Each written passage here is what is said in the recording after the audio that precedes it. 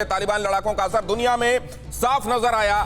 G7 meeting को टालने के लिए ब्रिटिश ने गुजारिश की, अमेरिका से G7 समिट को टालने के लिए कहेगा। ब्रिटेन काबुल एयरपोर्ट से सभी को निकालने जाने तक मीटिंग को टाला जाए, यूनाइटेड किंगडम की तरफ से कहा जा रहा है। और इधर आपको यह खबर भी मैंने आपको बताई कि 31 से पहले वो चाहता है कि वहां जल्दी से जल्दी इवैक्यूएट कर लिया जाए जो बाहर के सोल्जर्स वहां पर हैं।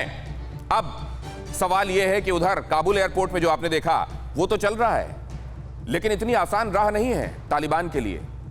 बात इसके बावजूद कि पाकिस्तान की तरफ से, तालिबान की तरफ से यह प्रचारित किया गया कि नॉर्दर्न अलायंस जो है और उसमें खास तौर से पंजशीर का शेर हमारे साथ आ जाने के लिए तैयार है, लेकिन उधर क्या दिखाई दे रहा है वो मैं आपको दिखाता हूं। है तैयार, हम लड़ेंगे मरते दम तक। देखिए जरा, वहां इन छोटे छोटे बच्चों के हाथ में अगर अब बंदूक दिखाई दे रही है, वो कह रहे हैं इसको हम जाने नहीं देंगे। जहां आज तक तालिबान का परचम फहराया नहीं, वहां हमारे जीते जी ऐसा हो नहीं पाएगा। जरा देख लीजिए इन लड़ाकों को जिन्होंने ये कह दिया है, और खास तौर से अहमद शाह मसूद के बेटे ने ये स्पष्ट कर दिया है कि वो लेगेसी जो मेरे पिता से मुझे मिली है उस पर इतना सा भी ब्लॉट, इतना सा भी दाग नहीं आने दूंगा। और यहां पर ये जो दिखाई दे रहा है ये इस बात की खुली मुनादी भी है। लेकिन अब सवाल ये है कि अगर इन नन्हे बच्चों के हाथ में, जिनके हाथों में खिलौना होना चाहिए, उनके हाथों में अगर बंदूक दिखाई दे रही है तो इसका जिम्मेदार कौन है?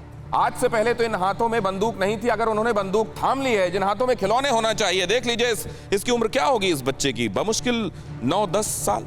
अगर इसके हाथ में किताबों की, कलम की जगह, खिलौनों की जगह ये बंदूक दिखाई दे रही है तो जिम्मेदार कौन है? और अगर इसका जिम्मेदार तालिबान है तो इलाज क्या है? क्योंकि ये पूरी इंसानियत के चेहरे पर एक बदनुमा दाग है। बेशक इसमें जीत आखिरकार किसी की भी हो, लेकिन अभी इंसानियत सफर कर रही है कि नहीं?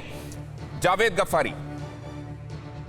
दिनेश जी, पहले तो अभी थोड़ी देर पहले आपने कहा कि फॉरेन मिनिस्टर शाह महमूद कुरैशी जा रहे हैं काबुल, तो ये आपकी गलत खबर है। इसकी मैंने खुद तस्दीक की है। शाह महमूद कुरैशी से बात करके वो कह रहे हैं कि हमारा कोई प्लान नहीं है, ये एक प्रोपेगेंडा है। नंबर 2, एक बार फिर से जावेद गफ्फारी आपके हवाले से ये खबर एक बार फिर से दोहरा दीजिए, पूरी दुनिया को पता चल जाना चाहिए, क्योंकि हर जगह पर यह खबर बहुत तेजी के साथ और बहुत प्रामाणिक रूप से चल रही है कि शाह महमूद कुरैशी जा रहे हैं और तालिबान उनका स्वागत करने के लिए अपने पहले मेहमान के तौर पर तैयार। एक बार फिर से दोहरा दीजिए ये खबर जो आपने अभी बताई। आपके चैनल के थ्रू, TV9 के थ्रू ये पूरे आपके व्यूअर्स को बताना चाहता हूं कि शाह महमूद कुरैशी का कोई दौरा शेड्यूल नहीं है, वो नहीं जा रहे। शाह महमूद कुरैशी का कोई विजिट नहीं है। जावेद गफ्फारी इस बात को दोहरा रहे हैं, एक बार फिर से सुन लीजिए। जावेद गफ्फारी वहां के पत्रकार हैं और ये कह रहे हैं आपसे कि शाह महमूद कुरैशी वहां नहीं जा रहे हैं। तो क्या ये बेपर की उड़ गई थी? अब जावेद गफ्फारी कह रहे हैं, वो पत्रकार हैं, तो मैं इस पर यकीन करता हूं। बात आगे बढ़ाते हैं। जावेद गफ्फारी, बात पूरी कीजिए। बिल्कुल उनसे पर्सनल उससे बात करने के बाद मैं आपको बता रहा हूँ। नंबर 2, आपने कहा कि तालिबान ने उनको गन पकड़ा दिए। तालिबान ने उनको गन नहीं पकड़ाई। जिन्होंने 20 साल जहाँ पे हुकूमत की है, उनका ये किरदार होना चाहिए था कि वो गन के नजदीक भी न जाने देते।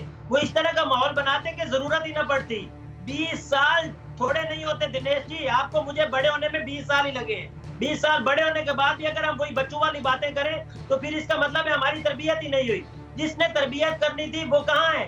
वो बाहर बैठा हुआ और जहाँ पे कहा जा रहा है। जावेद गफ्फारी एक बात समझाइए, जावेद गफ्फारी एक बात ये समझाइए कि अगर 20 साल हमको किसी काम को बनाने में लगने चाहिए थे और वो नहीं हो पाया, तो क्या पूरा उसका मटिया मेट कर दिया जाना चाहिए और फिर मटिया मेट को सही ठहराया जाना चाहिए कि 20 साल में हम अच्छा तो नहीं कर पाए तो आइए मटिया मेट कर दें इसको?